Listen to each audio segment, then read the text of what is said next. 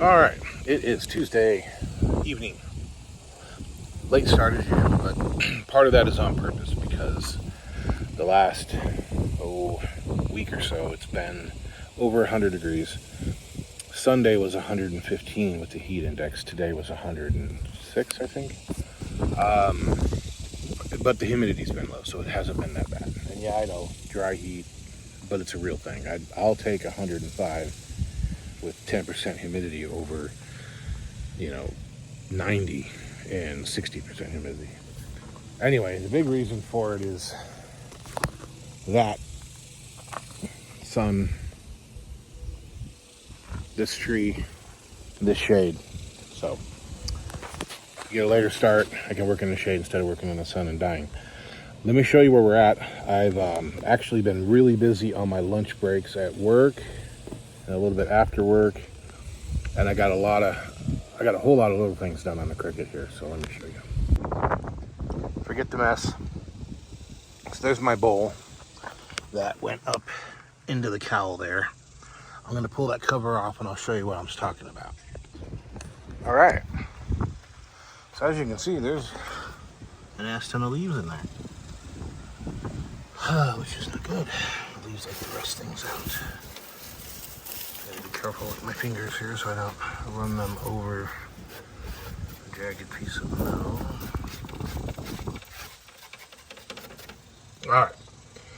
So the idea is to cap this off, and I've done this once before.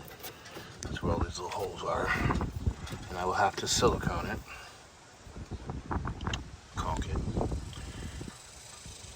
The idea here is that this will block water so that it'll run there and it won't actually get here unless you're like hosing it off and forcing water in there. So I'm not super worried about that. I do want to take, while this is off, take a hammer and dolly and just kind of straighten this out a little bit and do the same with that other piece.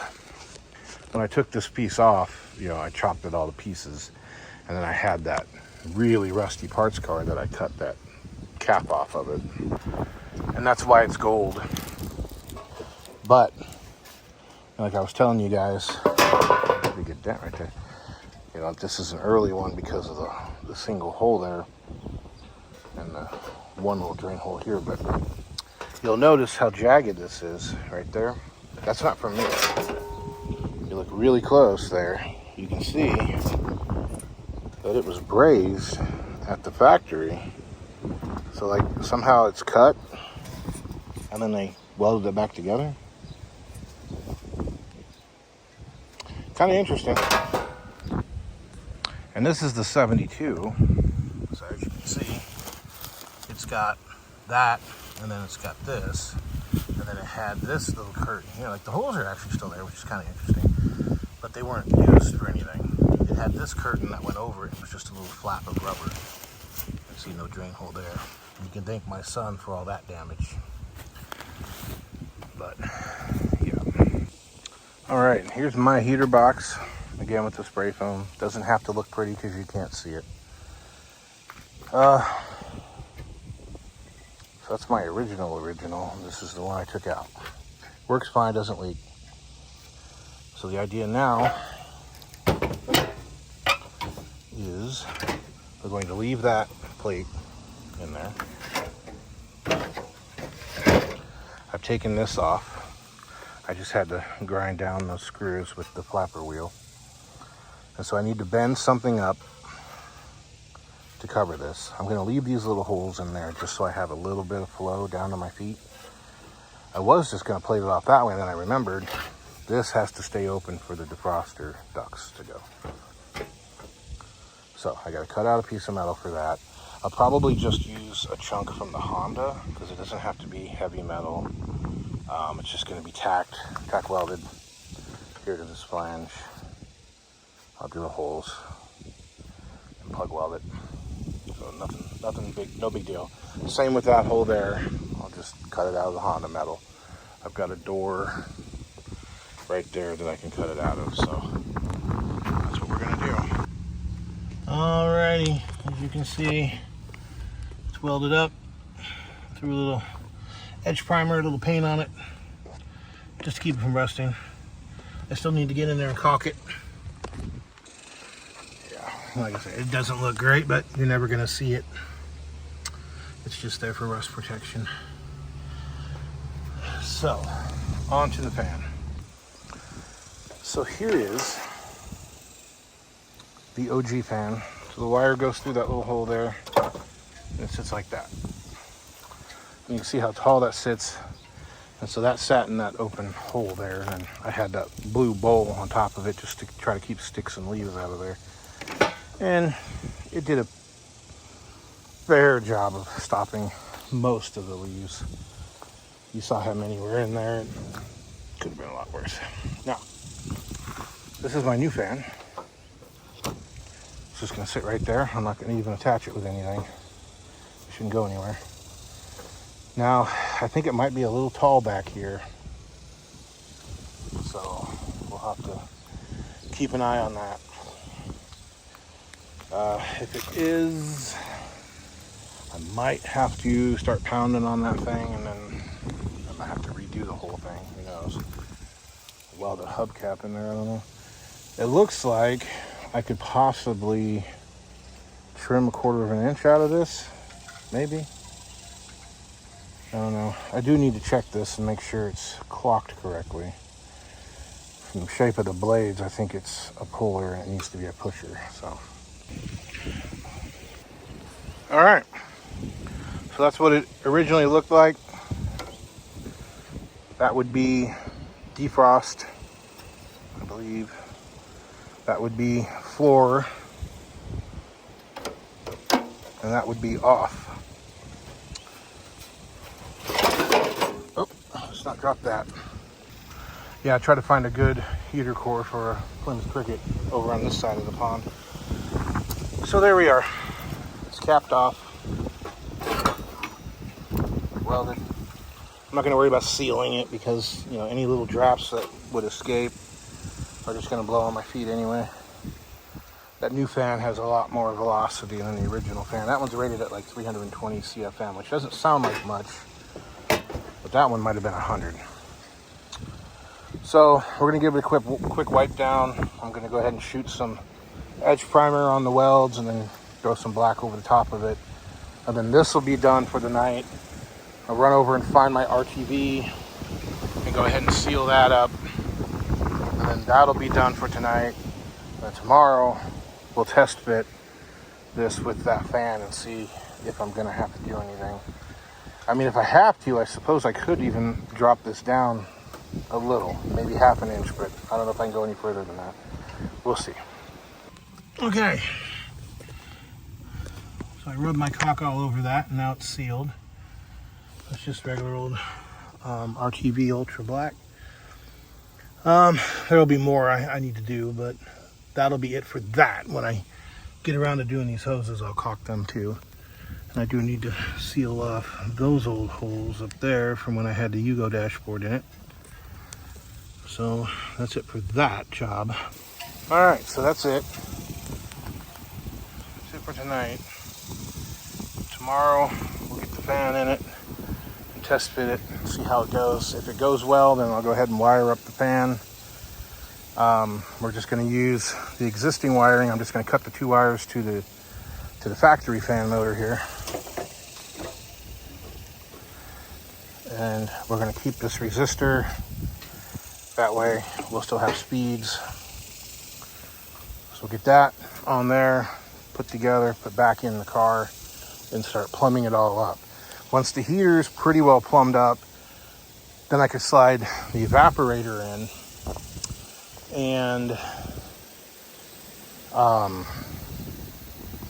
don't know for sure if I'll be able to charge it all up and have it working. What's going on with my camera? There we go. Hold on.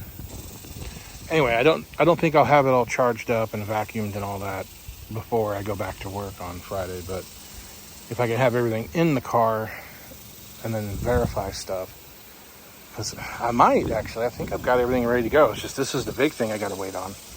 So we'll see. We'll see what happens tomorrow. Alright, it's Wednesday. We're back at it, and I am not happy. I here's the box with this nice shiny paint, and I don't really care about too much how it looked. I didn't really sand it all down or whatever. And I've never had bad luck with that paint before, but for whatever reason, that can of paint was not spraying worth a damn. And I went ahead and decided to take that cover off because this fan is going to ingest air from around the heater box rather than through that hole. And with it only having about an inch or so all the way around it, I decided it could adjust air through here. Since it's now sealed off, I don't have to worry about it pulling outside air. But what I'm not happy about is this paint has been sitting in the sun all day, baking, and it is tacky as hell. I mean, it's sticking to the seat here. Nothing I can do about it. It's going to end up with a bunch of fingerprints all over it, so it's effectively going to undo any work that I did painting it. Whatever, I just have to live with it, but it's still really annoying. So the plan right now is to get this back into position and see if that rear edge is going to be able to be kind of wedged in there, or if I'm going to have to do some changes. I might be able to drop the heater box down in the back by half an inch or so. I don't have much room because of the lines there. Or that line actually is the only one I need to worry about. I might be able to rotate it, but then it might snap it off of the heater core and then we're screwed. So we're gonna find out. All right, so it's in there. It's not tightened up. It's gonna fit. I got no issues with it clearing whatsoever. I may need to get in there and trim away some of this insulation, maybe, because it's awfully close and that might get sucked into it. And there's those fingerprints, like I was saying, but I would just go ahead and install it at this point, but I forgot to put the little plate that goes in here, and there's no way to put it in at this point. I have to pull it back out, but not a big deal. I'll go ahead and do that, and then I'll just wire the fan up from here. I'll go ahead and run the wires through here because there's no way to use that hole anymore. Yeah, it'll just hit. So yeah, it's gonna work. And there's nowhere for it to go, so yeah. I'll go ahead and pop that back out of there and put that plate in there and then get it all back together and then go from there. Alrighty, let's give this a try. So, that's the first speed. You can see it's moving some air. Doesn't feel like it's moving a lot, but that's at least as good as the other one was working on high. And that's high. Yeah, so it's better than it was. There's a napkin. Yep.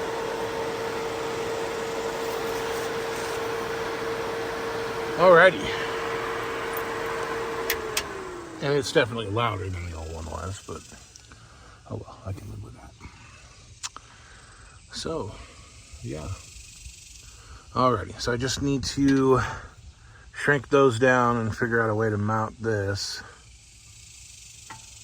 And go ahead and pull that off.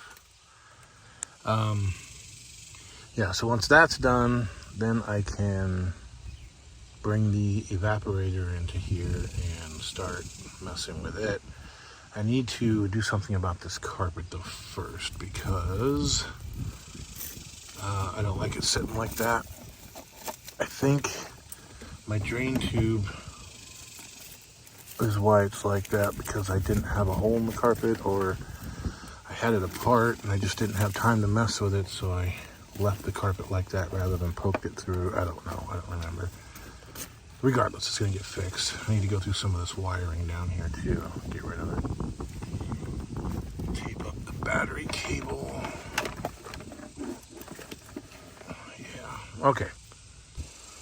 I'm gonna take a moment here to put away my tools and anything I don't want getting wet, because as you can see, we got some weather coming in.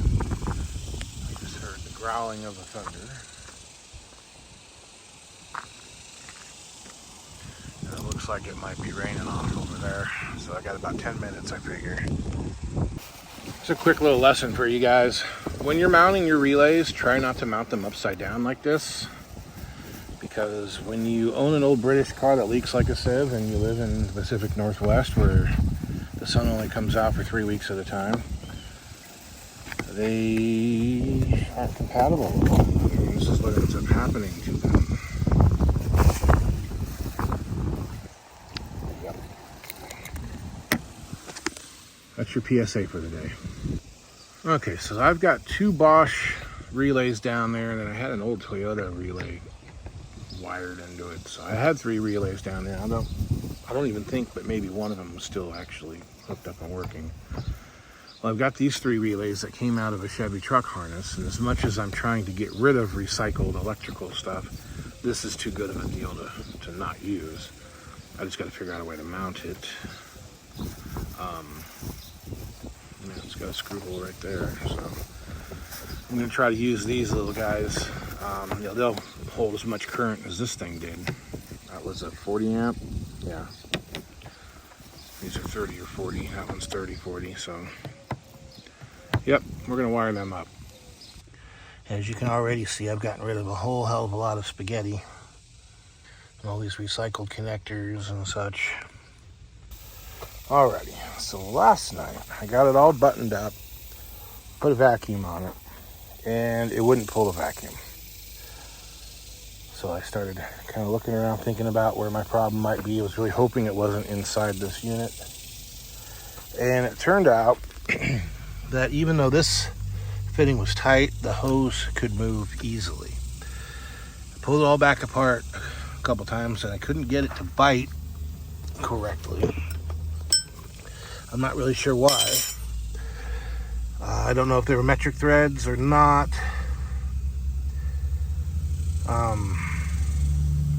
Or if it was cross-threaded. It didn't look like it. And I couldn't find any damage to the threads, but it just would not bite. So, I finally just had to yard the damn thing on there. In the process, you can see this kind of got bent at an arc, which actually works to my benefit, because now it clears the motor instead of sitting at an angle, or I had to lay it up and then over. Now it's sitting on top, so it's already at the right angle. I need to get this tube back on. I went looking for my, I don't know what the hell you call it. It's like a butyl wrap that goes on the hoses, which frankly I don't think it's to insulate it as much as it's to keep it from building up condensation and dripping on the floor. So I put a vacuum on it last night. It was probably about 10:30. And I came back about midnight and shut off the vacuum pump. And I'm not sure. I mean, it's holding some vacuum, but I don't think it's holding as much as it was when I shut it off. So there may still be a leak somewhere. I hope not. God, I hope not. Okay, so fire this bad boy back up. Open this. Open this. And I'm gonna let her eat. See what happens here.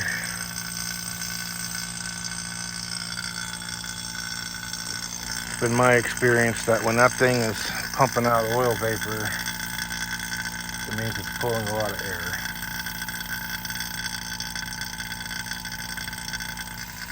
So,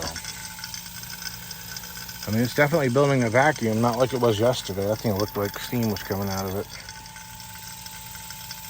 but it obviously didn't hold. Now, when I did the Honda, it held for like 2 weeks. It held 30 inches of vacuum, so we'll see. What I need to do now is get the plenum and start putting the screws in on the ducts, the little adapters that I made. Get those drilled out, get some screws mounted and then sealed, and then I can get it put back on. So we're gonna jump into that. Okay, we got some work done. And whew, it's hot, it's humid. I don't know if you can see. I don't need to take a shower because I already did. My shirt is soaking wet. But I got some work done, so let's see. So it's tentatively done, i.e. I've got the lower half just kind of in place. I do need to sit over there and figure out the rest of the wiring. So all this is wired up. The fuse panel is in, it's attached. You can see down there, it's bolted to the side of the heater box. Excess wiring's cleaned up. I got one of these goes to the clock and one of them is spare, that's live voltage. I need to clean up some of the stereo wiring a little bit, just kind of tape up the excess because the wires I've got are pretty long. I need to go through and run a illumination, a dashboard wire over here. So the clock and the vacuum gauge have light, and I need to run a ground to both the vacuum gauge and the clock for both illumination and the clock ground. All the hoses are hooked up. I haven't started it yet. I do need to start it and burp the system, top up the heater. I ran this thing for a couple hours and it appears to be holding. So yeah, I need to put that back on. I'm gonna have to get some of those vinyl coated clamps to kind of hold all those wires in place. And I do need to desperately adjust the valves, but I don't know if I'll get to that today. Yeah, so I think I'm gonna go take a break and sit in front of the fan for about 20 minutes. But that's where we're at right now. Storm's coming in. You hear the thunder. So I'm gonna hurry up and get this all picked up. All right, well, I've been run off. It's raining out here, I'm getting wet. So that's gonna do it for this week's video. I got work tomorrow, but we got lunchtime arts and crafts. As long as it's not raining, I should hopefully be able to get all the ducting back in.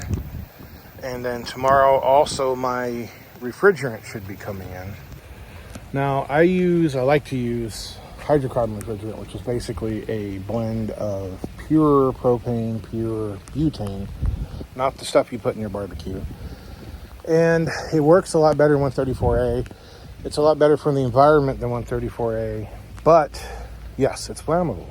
But we're talking 8 ounces, 10 ounces in my system.